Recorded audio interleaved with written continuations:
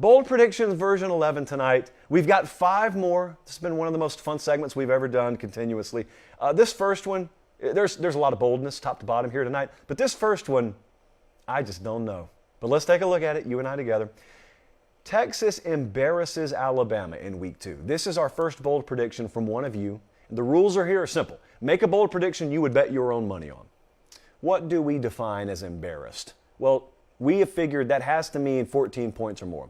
So Alabama's going to lose to Texas in week 2 by 14 or more. Keep in mind, Alabama is favored by over 14 in the game. It's in Austin.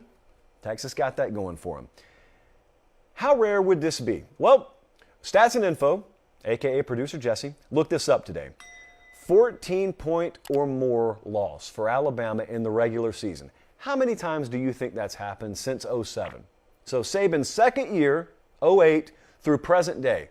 You know how many games they've lost by 14 or more points during the regular season? Uno. And it happened 12 years ago in Columbia, South Carolina. That's why when you walk the streets of Tuscaloosa and you say the name Stephen Garcia, they give you a citation. I think it's against an actual city ordinance to even say the name Stephen Garcia in Tuscaloosa to this day. They've lost a couple of the New Year's Six games by 14. They lost to Georgia by 15 this past January. That just doesn't even process in my mind as a 2-touchdown win because it was a pick 6 at the very end. But hey, that counts. So the 2018 Clemson game, that national championship game, that's the only time I've really seen them embarrassed recently.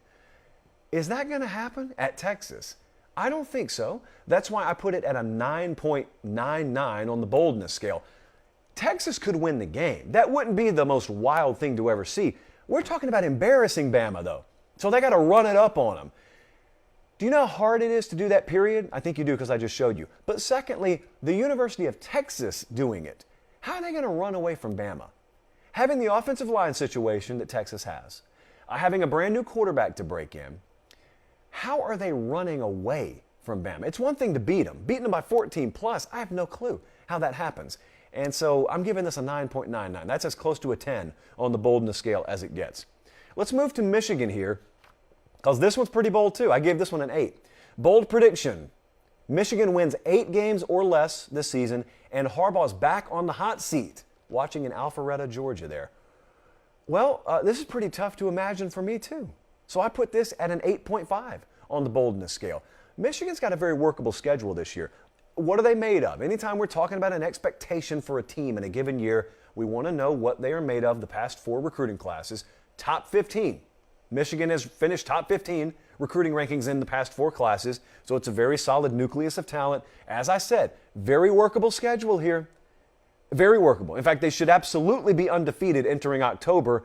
So what are we asking them to do? If you're listening on podcast, here's what we're asking them to do. If we think they're going to lose 4 or more games, certainly we think they have to lose against Penn State and probably Michigan State and Ohio State. I think those are non-negotiable. They got to lose all those. Then they got to lose at least 2 of Maryland, at Iowa, at Indiana, Nebraska. I just don't think that's going to happen. They're not breaking in new quarterbacks up there. They're breaking in new coordinators. But it's like we said the other night, they don't start with a challenging slate. They get to break themselves in. So whatever they will be, they already are by the time they're really truly challenged for the first time in the season. I don't think this is happening. I talked to a good buddy the other day who's a diehard Michigan fan. He said, I got to be real with you. I'd be disappointed if they were 9-3. That would be a bad year considering the schedule. Their over-under win total at Caesars right now is 9.5. So, yeah, and the other part of this is they finished with 8 wins or less, and he's on the hot seat again. I just don't see it happening. I do not see it happening. So I put that in an 8.5, maybe even higher than that. This next one is equally as saucy, but half of it can come true. So let's talk about Oklahoma. In year 1, under the new staff, Oklahoma football will have both a higher-ranked offense and a higher-ranked defense than they had a year ago. I've got good news and bad news here. So I'm putting this at an 8 on the boldness scale. The good news is this should be doable defensively. Brent Venables is your head coach now, so you automatically expect good things defensively. They were 109th last year in the country in points per game given up. You know they were battered in the secondary, had a lot of injury back there. So that was well documented. That's the good news, though. The bad news is, how are they going to pull this off offensively exactly? They were first in the red zone last year, best red zone team in the country. They were 8th offensively in points per game. We lose Caleb Williams. We do get Dylan Gabriel. We're going to talk about him later in the show. It's not like we're poor manning Oklahoma here, but we have to improve offensively from being 8th in the country last year in points per game. Without Jaden Hazelwood, without Mario Williams, we lost a tight end, we lost our quarterback. And that's not it. That's not an exhaustive list. I do not see improvement offensively. Defensively, you can pull that off. Offensively, which is the stipulation here, I don't think that's happening. So Oklahoma better on both sides? That's a little steep even for me. I'm going to go 8 on the boldness scale. The next one is one of my favorite that we've done so far. Nebraska. We highlighted, they gave us 3 here. We highlighted the middle one. Nebraska starts the season 6-0, headed into the Purdue game.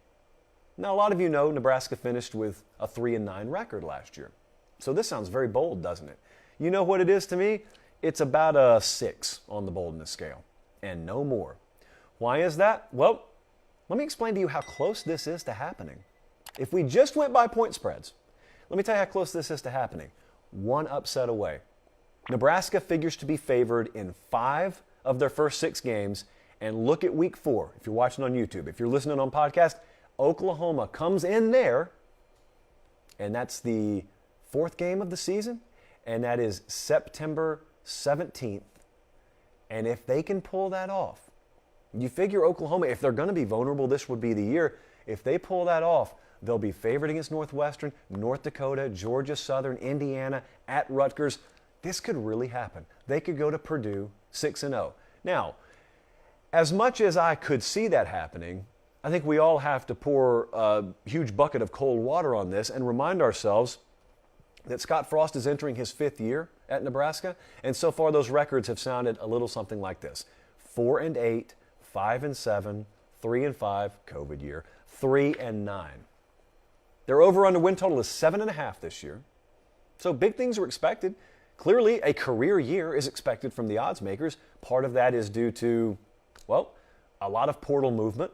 Second most portal movement in college football behind USC.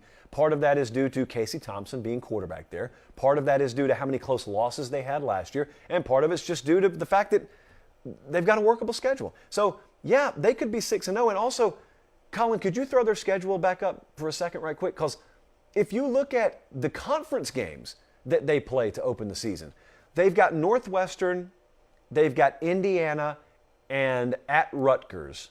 Those are the 3 Big Ten games they play before the Purdue game. Those are the 3 lowest over/under win total teams in the conference.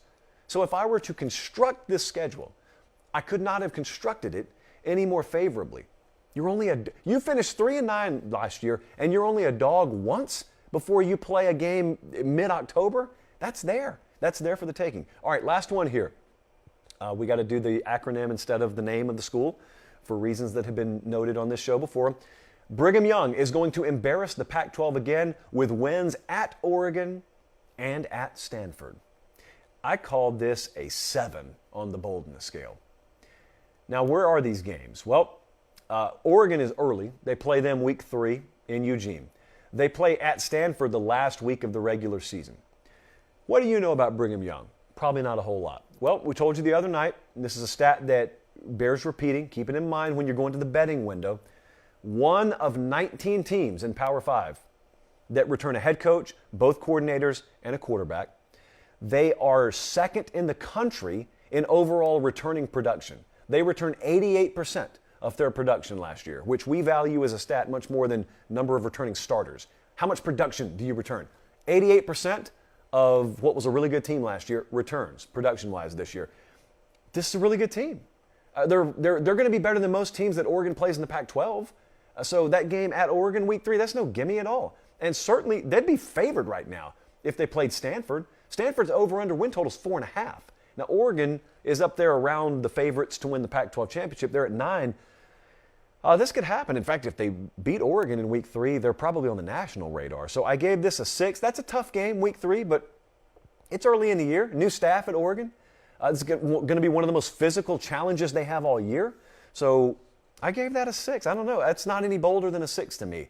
And if Brigham Young does that, then it totally flips the coin, because you and I have talked about how big it would be if Oregon were to upset Georgia and Utah beats Florida in week 1. Well, the other side of that is, you're going to let Brigham Young come out there and slap you around again as a conference? Don't let that happen. It's not a good look for anyone, except the folks in Provo, of course, which is a place I still haven't been able to go to see a game yet.